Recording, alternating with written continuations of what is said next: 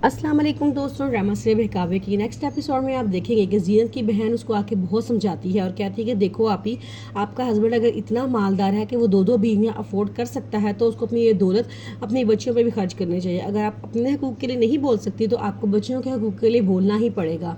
जीनत आगे से कहती है कि तुम बिल्कुल ठीक कह रही हो, मैं अपनी बच्चियों की खातिर ज़रूर लड़ूंगी। जीनत की बेटी अपनी मामा के पास आती है और आके कहती है कि मम्मा पप्पो कह रही है कि ढोलकी निकालो, ढोलकी बजाओ, आज तुम्हारे बाबा की शादी है।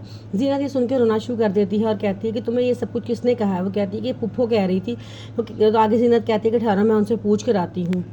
फिर जीनत पता करवा कर वहाँ पहुँच जाती है जहाँ पे ज़ुबैर की शादी हो रही होती है। वो वहाँ जाकर उसकी बीवी से सवाल करती है, कहती है कि तुम किस हक़ से मेरे शोहर पे डाका डाल रही हो, तुम्हें पता नहीं है वो दो बेटियों का बाप है। आखिर से सितारा कहती है कि सितारा नाम है मेरा, मैं जिस जगह कदम रखती हूँ वहाँ पे घर और वहाँ का मर्द दोनों मेरे हो जाते हैं। जीनत ये सुनती है तो उससे बड़ा दुख होता है।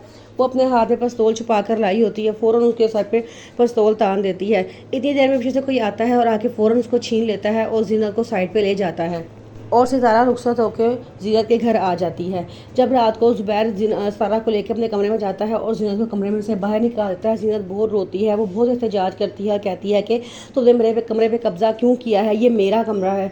आगे से ज़ुबैर कहता है कि जीनत तुम मेरी बीवी से मुकाबला करने की कोशिश कर रही हो, तुम सितारा से मुकाबला करने की कोशिश कर रही हो। सितारा और तुम्हारा कोई मुकाबला नहीं है, तुम दोनों में ज़मीन और आसमान का फ़र्क है।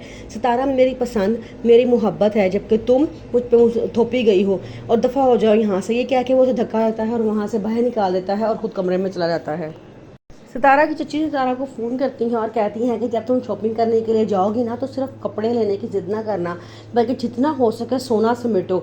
वो आगे से कहती है कि ये तो आप बिल्कुल ठीक कह रही हैं, चलो ठीक है, जब मैं जाऊँगी ना के साथ शॉपिंग करने के लिए तो मैं ढेर सारा जेवर ही लूँगी। फिर वो ज़ुबैर के साथ शॉपिंग करने जाती है, वहाँ पर सोने के कड़े और सोने की बालियाँ वहाँ लेती है और बड़ी खुशी खुशी वापस आती है। ज़ीनत सब कुछ चुप करके देखती रहती है और रोती रहती है।